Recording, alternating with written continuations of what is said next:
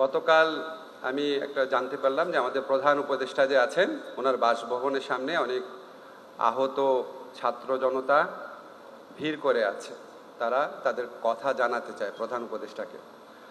আমি ওখানে গেলাম, যাওয়ার পর তাদের কয়েকজন প্রতিনিধিকে নিয়ে আমাদের প্রধান উপদেষ্টা ডক্টর মোহাম্মদ ইউনূসের সাথে বসলাম। বসার পর ওখানে ঘণ্টাখানেক ছিলাম। তো তারা বর্ণনা করছিল কি ঘটেছিল সেদিন। তারা প্রত্যেকে হুইল চেয়ারে ছিল, একটা ছোট বাচ্চাও ছিল। একজন পায়ের কাপড় তুলে দেখালো যে হাঁটুর কাছে গভীর কালো চিহ্ন আর কি। বলো সেখানে সে যখন আহত হয়ে গিয়েছিল ওখানে তার বর্ণনা অনুযায়ী ড্রিল মেশিনের মতো কোনো একটা কিছু ঢোকানো হচ্ছিল। তো চিৎকার করে বলছিল যে আমাকে একটু ওষুধ দেন, অ্যানেস্থেসিয়া দেন যেন ব্যথা না করে। তখন তার বুকের উপর পা চেপে, তার বর্ণনা মতে দুইজন ডাক্তার বুকের উপর পা চেপে তাকে আটকে রেখে বলছিল, হারামজাদা আন্দোলনে করতে গেছিলি না, এবার বুঝ। আরেকটা ছেলে, তার চোখের কালো চশমা ছিল, খুলে দেখালো, পুরা চোখ নিথর, প্রাণহীন। আর একটা বাচ্চা ছেলে গুলি খেয়েছে হাতে, জাস্ট ক্লাস 2-তে পড়ে, সে কাঁদছিল। আর একটা ভাই বর্ণনা করছিল যখন তার সাথে থাকা আরেকটা ছেলেকে যখন সে আনছিল দূরের একটা শহর থেকে, তখন অ্যাম্বুলেন্সে বারবার পুলিশ থামাচ্ছিল আহত ব্যক্তিদেরকে তুলে নিয়ে যাওয়ার জন্য, হয়তো হত্যা করার জন্য আহত ব্যক্তিদেরকে। তখন সে বারবার বলছিল যে এখানে ডেলিভারি কেস, প্রেগনেন্ট মহিলা আছে। সর্বশেষ পর্যায়ে পুলিশ ইনসিস্ট করেছে না, এটা খুলতেই হবে। তখন সে চিৎকার করে দৌড় দিয়ে অ্যাম্বুলেন্স থেকে বের হয়ে যায়, বলে আমার ভাইয়ের মৃত্যু আমার সামনে দেখতে চাই না। তখন একটা আর্মির গাড়ি আসছিল, তার সৌভাগ্যবান আর্মির ভাইরা নেমে এসে তার জীবনটা বাঁচিয়েছে। আমরা যখন এসব বর্ণনা শুনি, আপনারাও যখন শুনছেন, আপনারা বুঝতে পারছেন কি একটা শাসন ব্যবস্থার থেকে আমরা মুক্তি পেয়েছি।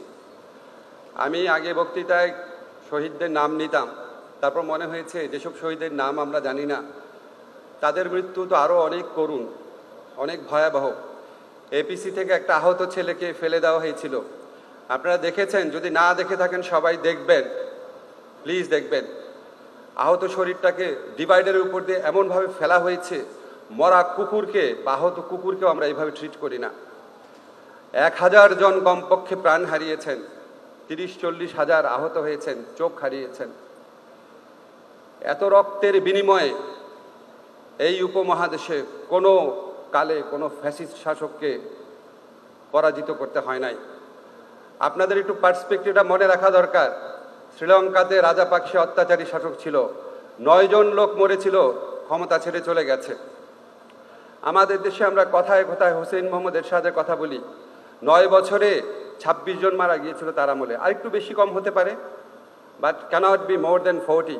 9 বছরে ক্ষমতা ছেড়ে চলে গেছে। আমাদের বিগত ফ্যাসিস্ট সরকার 2 সপ্তাহে 1000 লোক হত্যা করেছে কমপক্ষে। বহু মানুষ, বহু পরিবার, বহু হসপিটালে গিয়েছে।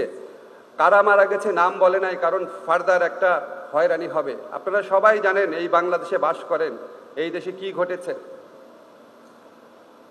এরকম একটা হাহাকারের মধ্যে দিয়ে, এরকম একটা পৈশাচিক নির্মম ফ্যাসিস্ট ব্যবস্থার বিরুদ্ধে আজকে ছাত্র জনতা তাদের রক্ত দিয়ে, জীবনপণ প্রতিজ্ঞা করে আমাদের শুধু দেশ গড়ার সুযোগ এনে দেয় নাই, আমাদের সামনে এই প্রশ্ন হাজির করেছে যে এরকম একটা ফ্যাসিস্ট নির্মম শাসন ব্যবস্থা, যারা দেশের তরুণ ছাত্র সমাজের উপর গুলি করার নির্দেশ দেয় এবং গুলি চলার পর আরও অনেক বেশি মৃত্যুর জন্য নির্দেশ দেয়, হসপিটালে গেলে চিকিৎসা করতে দেয় নাই। আপনারা অনেক পত্রিকায় রিপোর্ট করেছেন।